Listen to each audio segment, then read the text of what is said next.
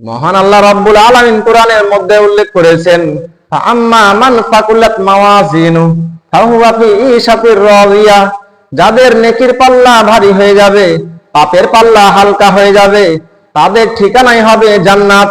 অত্র কোরআনের আয়াত থেকে প্রমাণিত হয় যে যারা ভালো কাজ করবে আর যারা ভালো কাজ করবে তাদের নেকির পাল্লাই ভারী হবে আর তাদের ঠিকানাই হবে জান্নাত। ওয়াল্লাহি মাদ দুনিয়া ফিল আখিরাহ ইল্লা মিথলা মা ইয়াজআলু আহাদুকুম ইসবাহু ফিল ইয়ামমি ফালইয়ানজুর বিমা ইয়ারজি। মুস্তাওরিদ ইবনে শাদ্দাদ রাদিয়াল্লাহু আনহু তিনি বলেন, রাসূলুল্লাহ সাল্লাল্লাহু আলাইহি ওয়াসাল্লাম বলেছেন, আল্লাহর কসম, পরকালের তুলনায় দুনিয়ার উদাহরণ হলো তোমাদের কোন একজন ব্যক্তি তার আঙ্গুল সমুদ্রের পানিতে ডুবিয়ে দেখুক, অর্থাৎ যে পরিমাণ পানি তার আঙ্গুলে লেগে আছে তার সুখ শান্তি হচ্ছে দুনিয়ার সুখ শান্তি, আর সমুদ্রের যে পানি রয়েছে সেই সমুদ্রের পানির সুখ শান্তি হচ্ছে জান্নাতের সুখ শান্তি, পরকালের সুখ শান্তি। সম্মানিত শ্রোতা মণ্ডলী, অত্র হাদিস থেকে আমরা বুঝতে পারলাম জান্নাতের সুখ শান্তি হচ্ছে আসল সুখ শান্তি, জান্নাতের সুখ শান্তি হচ্ছে চিরস্থায়ী সুখ শান্তি। আবু হুরায়রা রাদিয়াল্লাহু আনহু তিনি বলেন, রাসূলুল্লাহ সাল্লাল্লাহু আলাইহি ওয়াসাল্লাম বলেছেন, মাউজিউ সাউতিন ফিল জান্নাহ খায়রুম মিনাদ দুনিয়া মা ফিহা। জান্নাতের একটি চাবুক রাখার জায়গা দুনিয়া এবং দুনিয়ার মধ্যে যা কিছু রয়েছে তার চেয়ে বেশি মূল্যবান। সম্মানিত শ্রোতা মণ্ডলী, একটি চাবুক রাখার দৈর্ঘ্য কত হতে পারে? একটি চাবুক রাখার দৈর্ঘ্য 1 থেকে 1.5 মিটার হতে পারে। জান্নাতের 1 থেকে 1.5 মিটার জায়গার মূল্য দুনিয়া এবং দুনিয়ার মধ্যে যা কিছু রয়েছে তার চেয়ে বেশি মূল্যবান। দুনিয়ার মধ্যে সোনাদানা রয়েছে, বাড়ি গাড়ি রয়েছে, টাকা পয়সা রয়েছে, ধন দৌলত রয়েছে, মণিমুক্তা রয়েছে, স্বর্ণ অলংকার রয়েছে, যত কিছু রয়েছে সমগ্র জিনিসকে যদি বিক্রি করে দেওয়া হয় জান্নাতের সেই 1 থেকে 1.5 মিটার জায়গার দাম হবে না।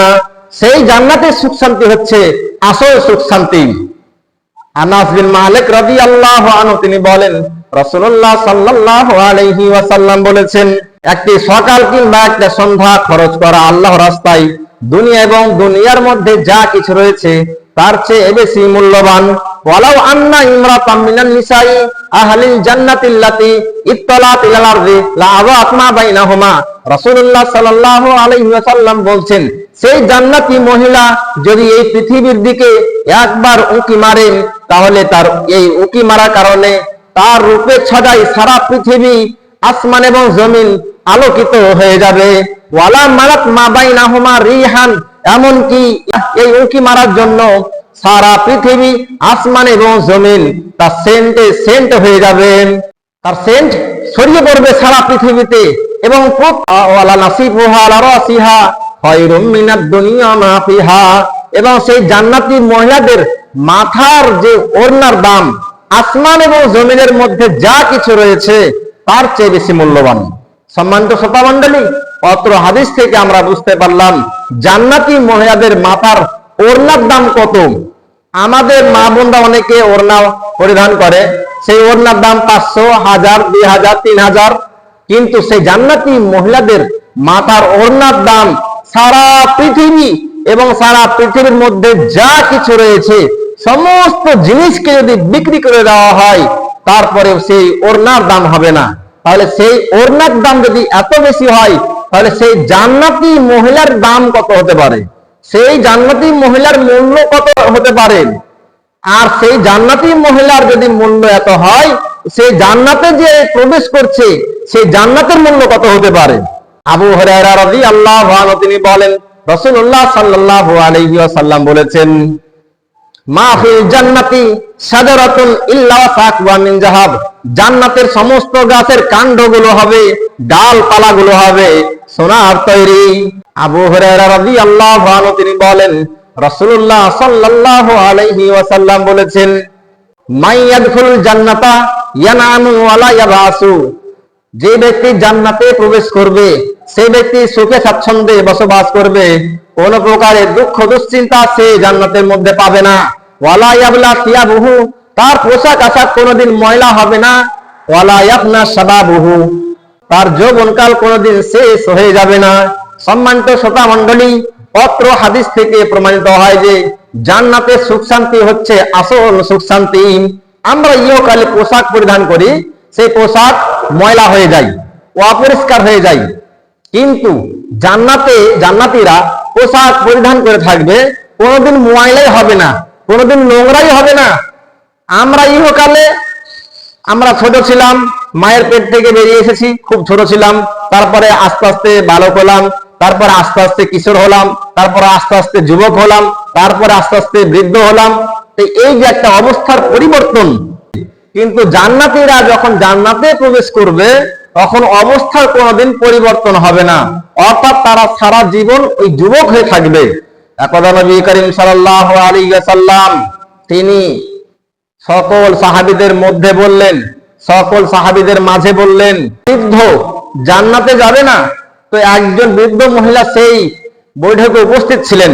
সেই বৃদ্ধ মহিলা নবী সাল্লাল্লাহু আলাইহি ওয়াসাল্লামকে বললেন, হে আল্লাহর নবী সাল্লাল্লাহু আলাইহি ওয়াসাল্লাম, আমি তো ভালো কাজ করি, তাহলে কি আমি জান্নাতে যাব না?